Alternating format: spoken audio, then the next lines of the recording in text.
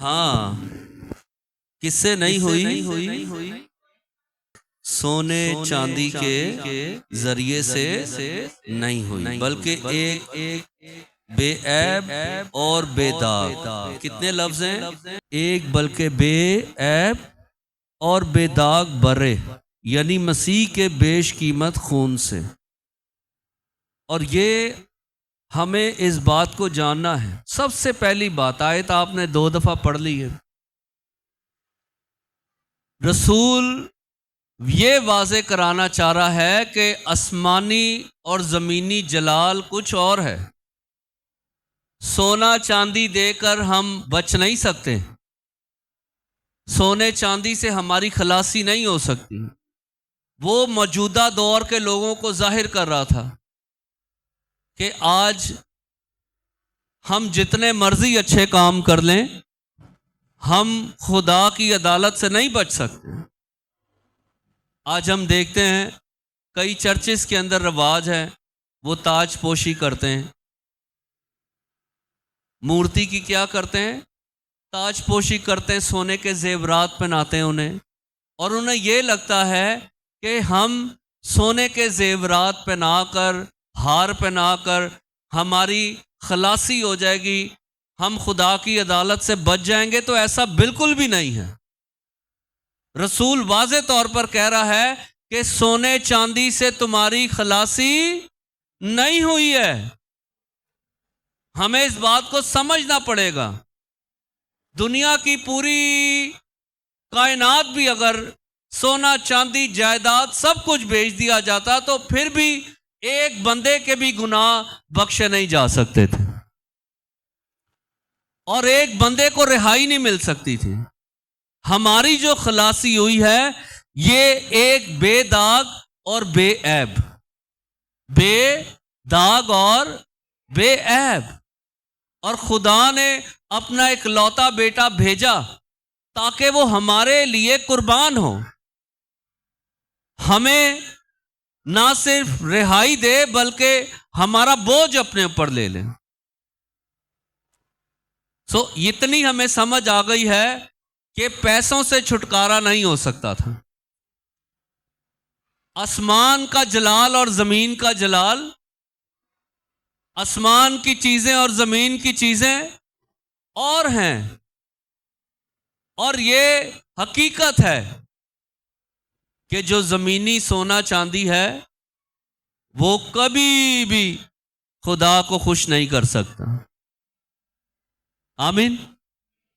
क्या लिखा है? खुदावन अपने लोगों से क्या फरमाते हैं? मत्ती 6:19 के अंदर, हाँ, अपने वास्ते जमीन पर क्या ना करो। इसका मतलब यह हुआ कि जमीनी माल की कोई वैल्यू नहीं है। आज आप जितने मर्जी अमीर हैं, जाना मिट्टी के अंदर ही है। आज हमारे पास भले जैसी मर्जी जायदाद क्यों नहीं है, हम जहां मर्जी क्यों ना सेटल्ड हो जाएं, जाना मिट्टी के अंदर ही है। एक बहन थी, वो अमेरिका से पादरी को फोन करी, पादरी साहब को पाकिस्तानी था, तो कहती है मैं वेनी हाँ टीवी ते मान से बड़ा दिल घबरांदा है तुहाडे मुल्क दे हालात वेख के। इन्नियां तकलीफां, चोरियां, दहशतगर्दी, साडा पाकिस्तान आन ते दिल घबरांदा है। तो पादरी साहब ने कहा आगे, भैन अमरीका च मौत नहीं कि उथे कब्रां नहीं। पाकिस्तान में अगर मौत है तो अमरीका के अंदर भी मौत है। मूसा भजया मौत तो ते मौत हो दे। तो हमें इस बात को जानना है कि जमीनी कोई भी आप चीज इकट्ठी कर लें, ये सब बेकार है। ये हमें नजात नहीं दे सकती, रिहाई नहीं दे सकती। अगर रिहाई कोई देगा तो वो जिंदा खुदा का इकलौता बेटा दे सकते हैं। आमीन। और यही हमारी मुखलसी और खलासी का राज है। जब तक खुदा का इकलौता बेटा नहीं हमें रिहाई देगा, आप कभी आजाद नहीं हो सकते। आपकी खलासी फानी चीजों के साथ नहीं हो, ये फानी चीजें हैं। आपकी एसेसरीज फानी है। किसी ने अंगूठी पाई है ना सोने दी, को 2 पा लिया ने, उन्हें फिर हाथ ही रखना है ताकि लोग देखें। तो कहने का मतलब ये है कि जब आप इस जहाने फानी से कूच करेंगे तो आपका सोना आपको बचा नहीं सकता, आपकी चांदी, आपका पैसा आपको नहीं बचा सकता। हमें इस बात पर गौर करना है कि अपना माल जमीन पर क्या ना करो, क्योंकि जमीनी माल इंसान को, खुदावंद ने कहा आज के लिए आज ही का दुख काफी है, कल का दिन अपनी फिक्र। हम कल की दौड़ धूप करते रहते हैं, कल मैं की खावांगा, कल ही मेरे को आटा कोई नहीं, कल मेरे घर सब्जी कोई नहीं। हमें सिर्फ आज का सोचना है, कल की खुदा खुद फिक्र करता है। जब उसने पैदा किया तो वादा भी किया है। तो खैर, तो ये हमने समझ लिया कि जमीनी मालो असबाब से हमारी खलासी, तुम्हारी खलासी सोने चांदी से नहीं हुई। हमारा नकम्मा चाल चलन जो हमारे बाप दादा से चला आता था, इसका मतलब हमारी जमीन पर कोई वैल्यू नहीं थी। और हमारा जो नकम्मा चाल चलन था, ये इस कदर नकम्मा था, इसके एवज कुछ भी दे देते तो हम कभी आजाद नहीं हो सकते थे, कभी बरी नहीं हो सकते थे। तो खुदावन ने वाज़े कर दिया, जमीनी चीजें सब वैल्यूलेस हैं, उनकी कोई वैल्यू नहीं है, और वो इस लायक भी नहीं है कि हमें निजात दे सकते हैं। मगर बाइबल इस बात को वाज़े करती है कि जब खरूज 12 बाब के अंदर खुदा आजादी का मंसूबा दे रहा है, तरकीब दे रहा है कि तुम एक क्या लेना, बेऐब बर्रा लेना और उसको कुर्बान करना, और उसका खून कहां लगाना, दरवाजे और चौखटों पर। खुदा उन्हें माफी का आने वाले मंसूबे का नमूना दे रहा है और उन्हें दिखा रहा था एक वक्त ऐसा आएगा, मैं अपने इकलौते बेटे को इसी तरह पूरी दुनिया के लिए कुर्बान करूंगा। क्योंकि जमीन के ऊपर जब खुदा ने बनी नो इंसान को पैदा किया और खुदा ने देखा कि ये शुरू से ही इसके ख्याल दिल के क्या हैं, बुरे हैं। और जब खुदा उनको मिस्र से लेकर आया, क्यों खुदा ने ईद फसा का उन्हें करने के लिए हुक्म दिया? क्योंकि खुदा चाहता था ये जब मिस्र से निकले तो इनके गुनाहों का भी अजाला दिया जाए। जो 400 साल उन्होंने वहां पर गुजारे, खुदा ने सबसे पहले फसा की ईद भी दी और उनके लिए बर्रे इसलिए ज़ुबा करवाए ताकि वहां पर उनके गुनाहों का अजाला दिया जाए और फिर ये आगे निकले। और फिर हम इस बात को देखते हैं, खुदा ने उन्हें हुक्म दिया कि तुम साल ब साल क्या करना, ये ईद मनाना। और खुदा ने मूसा को कई बार खुदा ने कवानीन दिए, खुदा ने आसमानी बातें बताई और खुदा ने उसे दिखाया कि तुम्हें किस किस तरह क्या क्या करना है। और जनाबे मूसा खुदा से कितनी बार मिला? पहली दफा कहां मिला? झाड़ी के अंदर। फिर दूसरी दफा कोहे सीना के ऊपर, और फिर तीसरी दफा दोबारा कोहे सीना के ऊपर। मगर इसके बावजूद खुदा कई बार मूसा के साथ हम कलाम होता रहता था। खुदा ने उसे सारी बातें दी, सारा कलाम दिया, सारी रसूमात दी, हर एक चीज के बारे में बताया, हर एक चीज की उसको तरतीब दी। खरूज की किताब में हम देखते हैं 10 कवानीन खुदा ने उसको दिए। खुदा ने उसको नमूना दिया खैमा इज्तिमा का। खुदा ने उसको कुर्बानियों के बारे में बताया। और जब सारा कुछ बता दिया, खुदा उससे मिलता रहा। और फिर जब खैमा इज्तिमा बन गया तो खुदा ने मूसा को उधर ही रोक दिया, तू खैमा के अंदर नहीं आ सकता। आइए पढ़े जरा खरूज 40 बाब 35 आयत।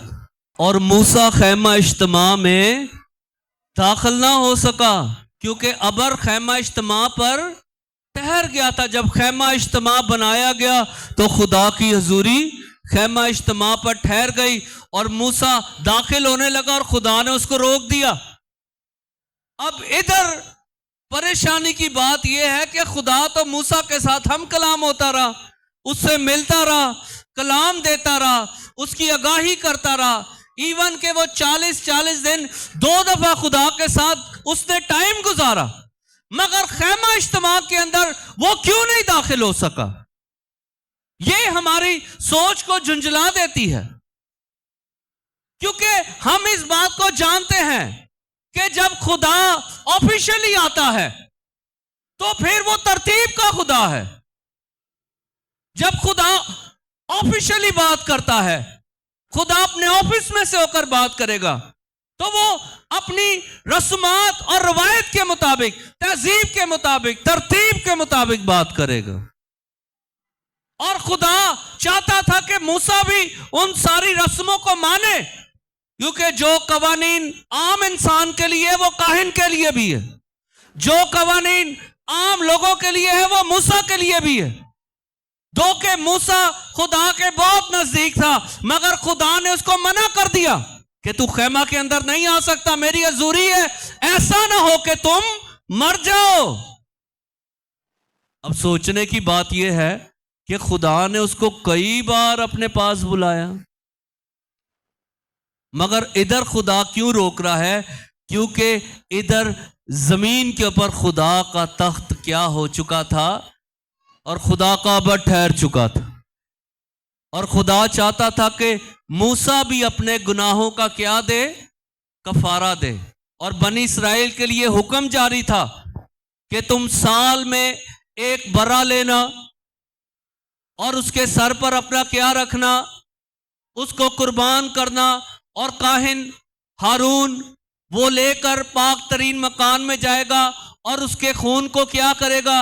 उसके छींटे मारेगा, और फिर कौम के लिए भी और काहिन के लिए भी अजाला होगा, इनके गुनाहों की माफी दी जाएगी। क्योंकि बाइबल कहती है कि बगैर खून बहाए माफी नहीं है।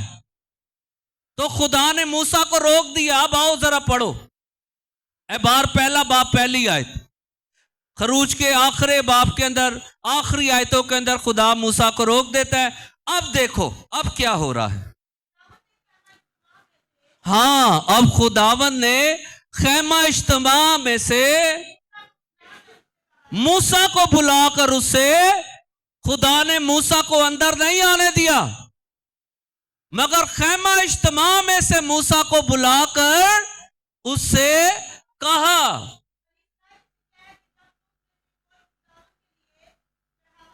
हाँ आमीन। तो खुदा ने कहा कि हर एक बनी इस्राएल क्या करे? मेरे लिए चढ़ावा चढ़ाए, गुनाहों की माफी, तकसीर की माफी, खता की माफी, सोख्तनी कुर्बानी, ये मेरे लिए चढ़ाया करे ताकि इनके गुनाहों का अजाला हो।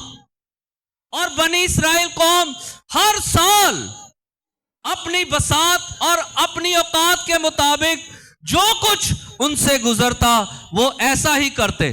और खुदा ने कहा अगर कोई बकरा ले सकता है, कोई बछड़ा ले सकता है, कोई भेड़ ले सकता है, तो जैसा उसका मालो सबाब है वैसी ही वो कुर्बानी अदा करे। और अगर कोई गरीब है तो फिर वो कुमरी के एक जोड़ा ले ले या 2 कबूतर ले ले, मगर कुर्बानी देना जरूर है, क्योंकि बगैर खून बहाए माफी नहीं है। माफी उस वक्त मिलेगी जब खून बहाया जाएगा। और खुदा ने मूसा को यह बात सिखाई कि मूसा दो के मैं तेनू बाहर मिलता रहा वा, मगर अब मैं ऑफिशियली तुम्हारे साथ हूं। अब मेरा तख्त लग गया है, मेरा खैमा लग गया है, और कोई भी मुझ तक इस तरह नहीं आ सकता, कोई भी मुंह चौक के मेरे वाल नहीं आ सकता। मेरे पास अब जब मैं ऑफिशियली तुम्हारे दरमियान आ गया हूं, मेरा तख्त लग गया है, तो मेरे पास आने के लिए कवानीन है। तुम्हें उस कवानीन को पूरा करना पड़ेगा। और वो कवानीन ये है कि तुझे भी अपने गुनाहों के लिए अजाला देना पड़ेगा, फिर जाकर तू मेरे पास आ सकता है। और फिर जरा पढ़ो एबार 16 बाब 2 आयत। हाँ, खुदावन मूसा से हम कलाम हुआ और खुदावन ने मूसा से कहा अपने भाई हारून से क्या है?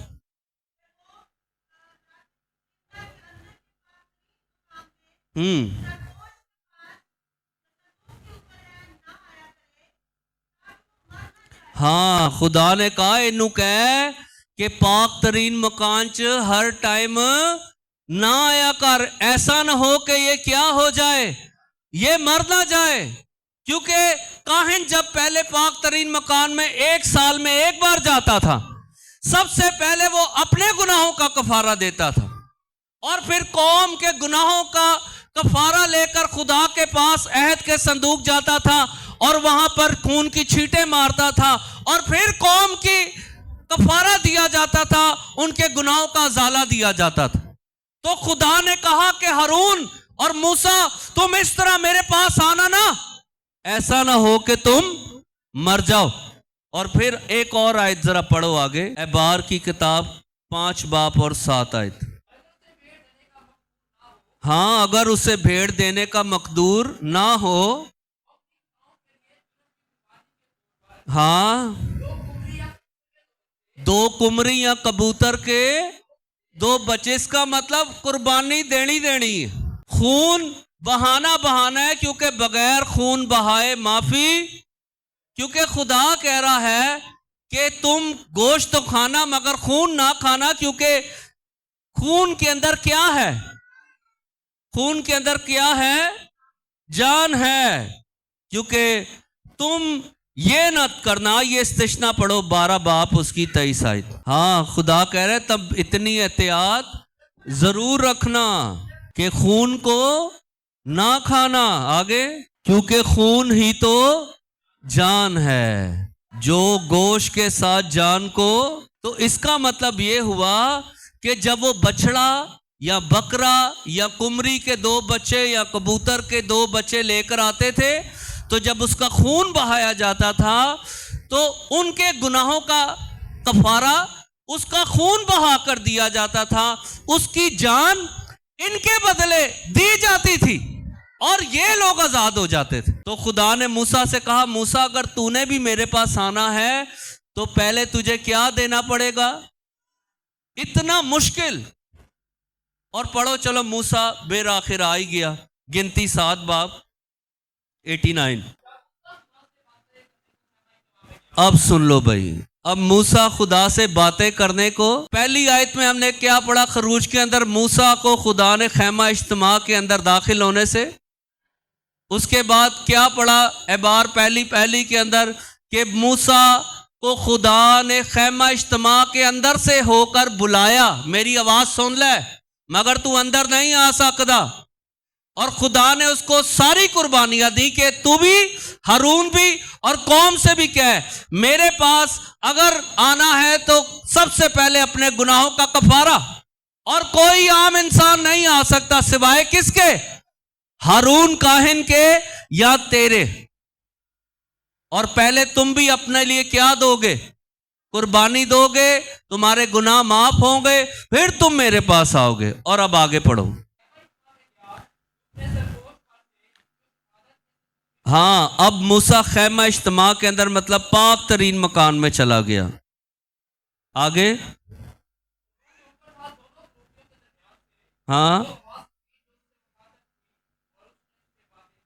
और उसने उससे, तो हमें ये नजर आ गया कि मूसा को जो खुदा ने अमल बताया कि बगैर कफारा दिए तुम मेरे पास, ते अज बंदा शराब पी के मर जाए, एक्सीडेंट च मर जाए, ते पादरी उन्होंने मिंटी सकिंटी बाप इब्राहिम की गोद च पहुंचा छड़ता। हमारा ईमान है कि हमारा भाई बाप इब्राहिम की गोद के अंदर चला गया। इधर देखो, इतनी जद्दोजहद कर कर मूसा अंदर नहीं जा सका, क्योंकि उसको कफारा देना पड़ा अपने लिए भी। जब खुदा ऑफिशियली आ जाता है तो हम इस बात को जानते हैं कि फिर हमें खुदा के कवानीन को मानना पड़ता है। कोई अफसर नूं मिलन लई राह च कोई खलोता होएगा, तुसी उंज ही मिल लोगे, मगर जब उसके दफ्तर में जाओगे तो आपको दरवाजे को क्रॉस करना पड़ेगा, उससे अपॉइंटमेंट लेनी पड़ेगी। तो कफारा देने से हम ना सिर्फ आजाद होते थे, तो खुदा ने मूसा को भी कहा तुझे भी ये करना पड़ेगा, क्योंकि मैं तरतीब का खुदा हूं और मैं सबको एक नजर से देखता हूं। अब हम इस बात को जानते हैं कि ये कितना मुश्किल था खुदा के पास जाना। इंसान जा ही नहीं सकता था। वो कैसे जा सकता? मेरे और आपकी खलासी मुमकिन ही नहीं थी। और तुम्हारी खलासी सोने चांदी से नहीं, बल्कि एक बेऐब और बेशकीमत, मसीह के बेशकीमत, कोई वैल्यू ही नहीं है उसकी। वो दुनिया की सारी चीजों से ज्यादा कीमती है। हम उसकी कोई वैल्यू ठहरा नहीं सकते। मसीह का खून बेशकीमत है। और देखो, अब जरा दो कुमरी के बच्चों के ऊपर गौर करो। जेड़ा माड़ा बंदा हुंदा सी, ओदे लई खुदा ने की कानून रखिया कि दो कुमरी के या कबूतर के दो बच्चे दे दे और फिर वो कुर्बान करे और उसकी कुर्बानी के एवज ये आजाद हो जाएगा। अब जरा पढ़ो भाई एबार 14 बाब 4 आयत से लेके 7 आयत तक। एबार 14 बाब। आज आपको पता लगेगा कि ये जो खुदा खून की प्रस्तिश करवाता है, ये कितना मुश्किल था हमारा इसके पास जाना। हाँ हाँ, अब जरा गौर से सुनना जरा। ये काहिन ने हुक्म दिया कि भाई 2 जिंदा पाक परिंदे लेकर आओ। आगे हाँ, अब कौन सी लकड़ी आ गई? देवदार की लकड़ी। आगे और कौन सा कपड़ा आ गया? होने गल्ला याद रखनिया ने। आगे हाँ, और फिर क्या आ गया साथ में? तो स्टोरी हमें कहां लेकर जा रही है? लकड़ी भी आ गई, सुर्ख कपड़ा भी आ गया, जूफा भी आ गया। ये हो क्या रहा है इधर? खुदा क्या दिखाना चाह रहा है? माड़े बंदियां ਲਈ 2 कुमरी के असी सारे ही माड़े सां, अपने गुनाहां दे अंदर दबे सां, साडी कोई उम्मीद है ही नहीं सी, और बकरा बछड़ा तो हम दे नहीं सकते थे। तो खुदा ने हमारे लिए आसान मंसूबा ठहरा दिया और यह ठहरा दिया कि तुम क्या करना, कुमरी के बच्चे 2 ले आना। और काहिन कैसे अब कुर्बान करेगा जरा देखना। अब सुन लो भाई, एक परिंदा पानी दा कुजा लेना है, मट्टी दा, उसके अंदर क्या करना है? उसको बहते हुए पानी में छुरी लगानी है। आगे पहला परिंदा क्या करना है? बर्तन के अंदर।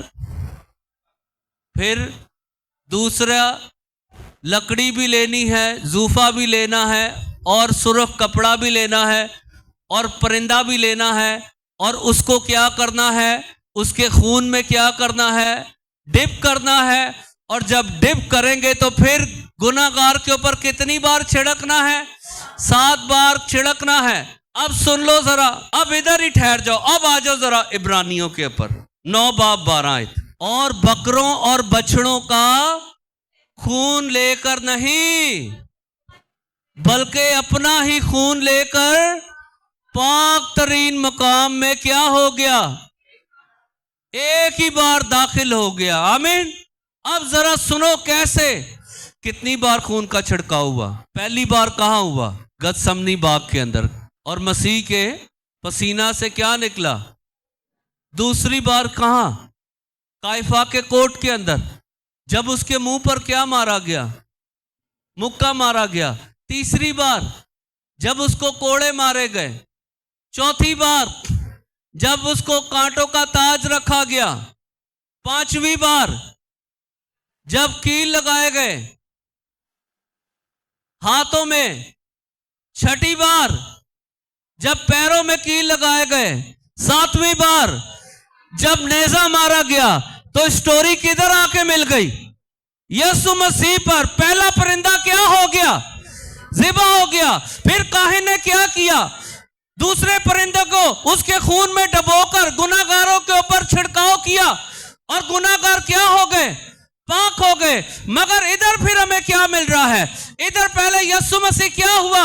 मसलूब हुआ, फिर वही अजीम काहिन बन गया और वो अपना ही खून लेकर पाक तरीन मकान में दाखिल हो गया। फिर उसने छिड़काव किया, कितनी बार? 7 बार, और हमारी खलासी कराई, ऐसी खलासी कराई, फिर गुनाह वापस आने का नहीं। किधर से कहां हवाला मिल गया? 2 कुमरी के माड़े वाले की सी हुक्म। तो खुदा ने हम माड़ों को कैसे कमजोर, हमें खुदा ने किस तरह आजाद किया? और क्या लिखा है? अपना ही खून लेकर पाक तरीन मकाम में दाखिल हो गया। आओ जरा पढ़ो मत्ती 26 बाब उसकी 28 आयत। हाँ, ये मेरा वो क्या है? अहद का खून है, जो बथेरों के गुनाहों की माफी के वास्ते बहाया जाता है। कौन सा खून आ गया? तो अब आपने देखा कि तुम्हारी खलासी सोने चांदी से नहीं, बल्कि एक बेदाग, बेऐब और मसीह के बेशकीमत, और कितनी ज्यादा कवानीन थे, कितने ज्यादा दस्तूर थे, हम चाह के भी नहीं कर सकते थे।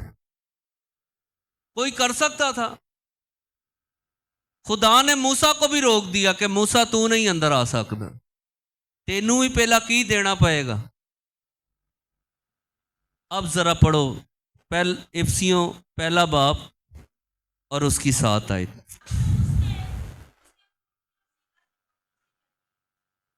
हाँ, हमें उसके खून के वसीला से मुखलसी यानी कसूरों की माफी, सब बोलो, कसूरों की माफी। आगे,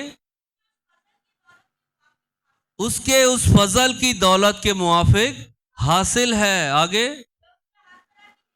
जो उसने हर तरह की हिकमत और दनाई के साथ, कसरत के साथ हम पर क्या कर दिया है। तो आपके गुनाह, खुदा कहता है, जैसे भी क्यों ना हो, वो बर्फ की मानित क्या हो जाएंगे? सफेद और किरमिजी हो जाएंगे। क्योंकि इधर बैलों और बकरों और बछड़ों का खून नहीं है, बल्कि ये खुदा के इकलौते बेटे का खून है। ये तुम्हारे लिए नया अहद है। तो ये आज हमें जानना पड़ेगा कि हम ऐसे ही नहीं आजाद हो गए, एवं ही नहीं असी सानू मुखलसी मिल गई। खुदावन का खून, आपका जैसा भी गुनाह क्यों ना होगा, आप हर तरह से बरी हैं। आप किसी तरह से भी, आप अबलीस आपको टॉर्चर नहीं कर सकता। तू ऐ करदा रहे हैं, तू ऐ करदा रहे। आप जब बरे के लहू में आ जाते हैं, आप आजाद हैं। और जब इंसान खुदा के पास आता है और जब वो तौबा करता है, इकरार करता है कि खुदावंदा मैं किया, मैं गुनाहगार हूं, तो खुदा उसकी अकल को क्या कर देता है। तो याद रखें, इकरार करना बहुत जरूरी है। और जो कोई अपने मुंह से क्या करता है कि यीशु मसीह ही और खुदा ने उसे मुर्दों में से, तो फिर क्या होगा? तो फिर नजात पाओगे, रिहाई पाओगे, मुखलसी पाओगे। आमीन। तो आज हमने जो ढंडोरा पीटा हुआ है कि मैं मसीह, मैं क्रिश्चियन, और हमारे काम क्रिश्चियनों वाले हैं नहीं है, हम दुआ नहीं करते, हम रोजा नहीं रखते, हम टाइम के साथ चर्च नहीं आते, तो हम कैसे मसीह के कफारे के अंदर हैं? मसीह के कफारे के अंदर जब हम उस वक्त आएंगे जब इकरार करेंगे, बपतिस्मा लेंगे, तौबा करेंगे। ईस्टर मनाना इस बात की शहादत नहीं है कि मसीह हमारे लिए कुर्बान हुआ। कलाम में यह भी लिखा है कि पहला मैं ते अपनी सलीब चुक लई है तेरे लिए, मगर हुण तू भी रोज अपनी सलीब चुकनी है ते मेरे पीछे। तो आज हमें कलाम इस बात की वजाहत करता है कि हमें खुदा के हुक्मों को क्या करना है। कफारे के अंदर आज जो लोग कहते हैं मैं गुनाहगार नहीं हूं, मैं केड़ा गुनाह कीता है, तो वो उसी वक्त मसीह के कफारे में से बाहर आ जाता। क्योंकि उन्हें कफारे की जरूरत नहीं है। तो ये बात याद रख लें कि आप जो काम अभी करने जा रहे हैं, आप ईस्टर मनाने जा रहे हैं, ये आपके लिए एक ऐसी खुदा ने तहरीक रकम कर दी है जो हो नहीं सकता था, जो मुमकिन ही नहीं था। और इसलिए खुदा के कलाम में लिखा हुआ है कि जब हम उसके खून में शरीक होते हैं तो इस बात का इकरार करते हैं कि मसीह मेरे लिए, तो फिर ही हमारे गुनाहों की माफी हो जाती है। तो आज यही बात है, हमारे पास खुदा के कफारे के लिए, और सलीब जो है खुदा के कफारे की अजीम कुदरत को जाहिर कर रही कि दुनिया वाले मार दे ने मगर खुदा की कर दे। तो खुदारा, अगर आप कफारे की वैल्यू को आज समझ गए कि खुदा ने हमारे लिए एक अजीम कफारा दिया, तो फिर कफारे में रहना सीखें। और एक आजाद इंसान वो सबसे पहले खुदा के हुक्मों पर अमल करता है। रास्तबाज इंसान की सबसे बड़ी गवाही यह है कि वो खुदा को राजी रखता है। बंदा भावे राजी रवे ना रवे, वो खुदा को राजी रखता है। उसकी कोशिश ये होती है कि मैं उसके कफारे में जिंदगी गुजारूं, मैं उसके कफारे में अपनी जिंदगी गुजारूं। क्योंकि जब हम खून के नीचे हैं तो फिर ही क्या है, दरवाजे चौखटों पर क्या लगाना, तो मौत का फरिश्ता आएगा और ऊपर से, तो जब तक आप बर्रे के लहू के अंदर हैं, आपका घराना उसके लहू के अंदर है, आप उसी वक्त तक महफूज हैं। आपकी शादी, आपका मैरिज लाइफ जब तक बर्रे के लहू के अंदर है, आपका मैरिज स्टेटस उसी वक्त महफूज है, आपके बच्चे उसी वक्त महफूज हैं। ईस्टर हमारे लिए एक खुशखबरी का पैगाम लेकर आता है, रिहाई का पैगाम, मुखलसी। ये खुदा के अजीम मंसूबे को जाहिर करता है कि खुदा ने हमसे कैसी मोहब्बत रखी कि उसने अपना एक लौता बेटा। और आज हम क्या कर रहे हैं, हम कैसा ईस्टर मना रहे हैं, हम कैसा मसीह की कुर्बानी की, हम कैसी उसको वैल्यू दे रहे हैं। ईमानदारों, अपनी जिंदगी के बारे में सोचें और गौर करें। ऐसा ना हो कि जब हम खुदा के तख्ते अदालत के सामने पेश हों तो खुदावंद उनसे ये कहे कि इनको वहां ले जाओ, वहां फेंको जहां रोना। और तो खुदावंद इस कलाम के वसीले से मुझे और आपको बड़ी बरकत दे। आमीन।